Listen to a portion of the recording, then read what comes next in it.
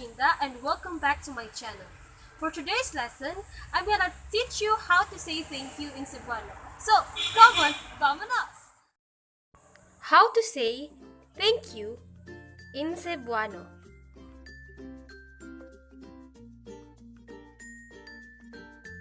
There are two ways to say thank you in Cebuano. The first one is salamat. When are you going to say salamat? Well, there are a lot of situations that you can use this word.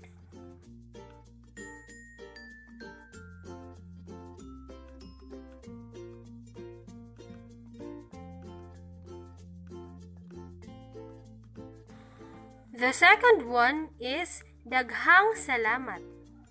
Daghang salamat isn't much different from salamat. You can use this expression to express that you're very thankful. Daghan means much. So, basically, daghang salamat means thank you very much. You can also use salamat kaayo. Salamat kaayo and daghang salamat is just the same. It's up to you what are you going to use.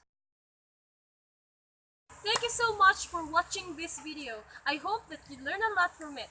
And for my next video, I'm gonna tell you more about Cebuano lessons. So stay tuned and don't forget to subscribe and click the notification bell for you to have more updates on my channel.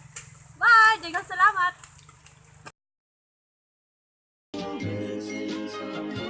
Missing someone